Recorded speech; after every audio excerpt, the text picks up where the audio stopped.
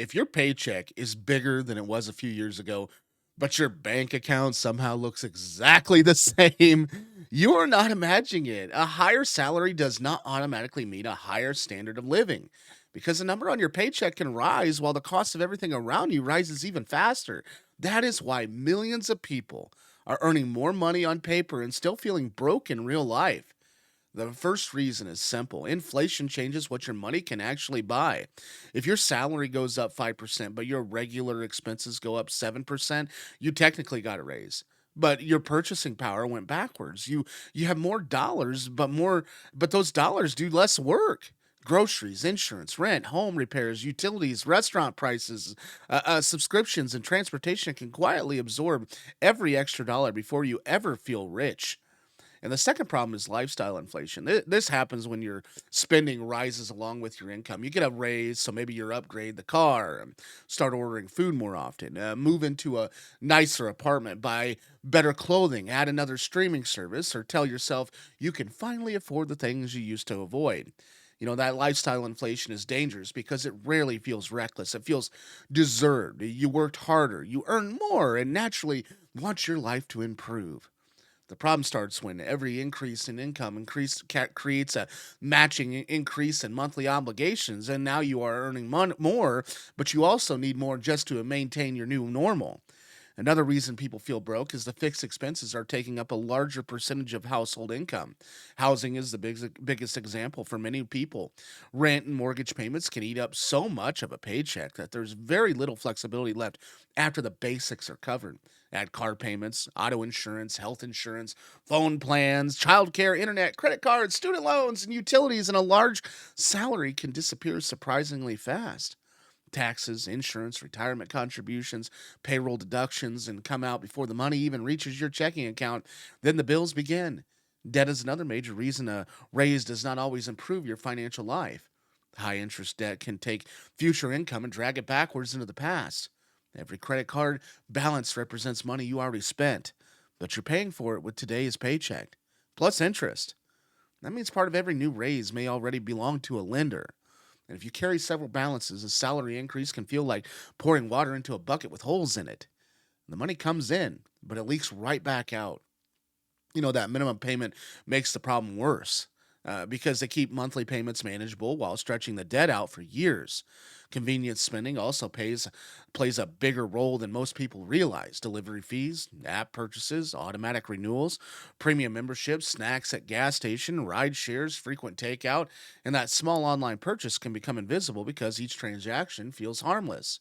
A $10 purchase does not feel like a financial decision, but $10 repeated 20 times is $200. And when those small charges happen across several categories, they can consume hundreds or even thousands of dollars over a year.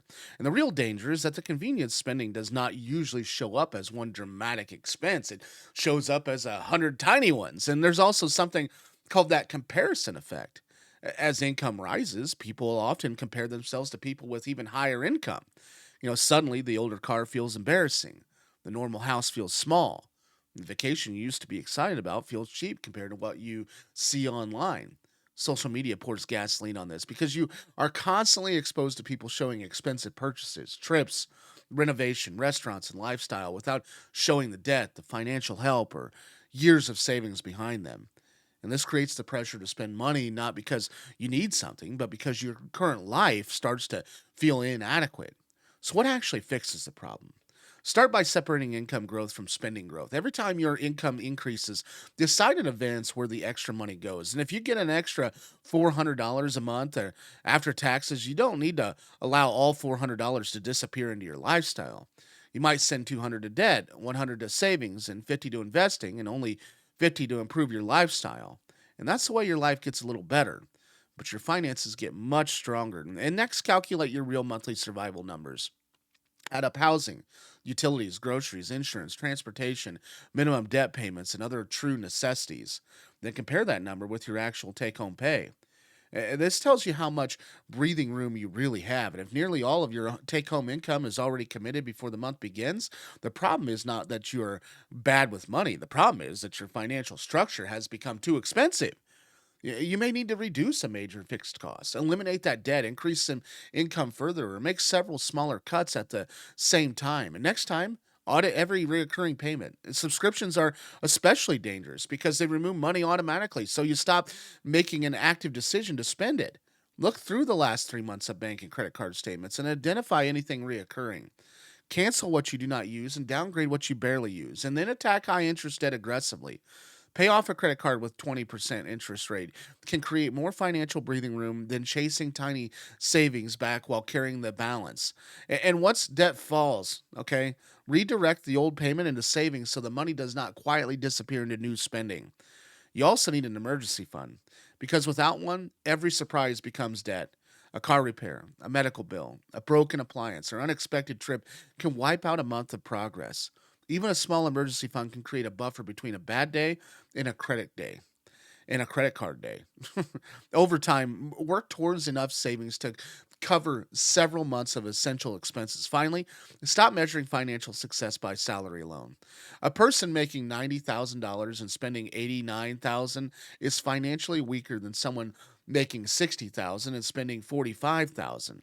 The number that matters is not just what you earn, it is what you keep, what you owe, what you own, and how much flexibility you have when something goes wrong. A raise is only powerful when you give it a job.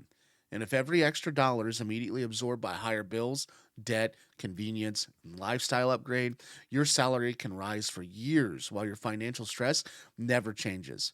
And the goal is not to look richer, the goal is to become harder to financially break. Thanks for watching today's video. Please subscribe. If you have not heard much about the YouTube partnership program, I was looking to be a part of that. And without the subscription base, I can't do that. And I wanted this channel to be here for years to come. I still do. So we're going to be working very hard all the way up until February and then some, hopefully. But please subscribe if you would. I would highly appreciate it. And that will help this channel out tremendously. Thank you. Have a good day. And we'll see you on the next one.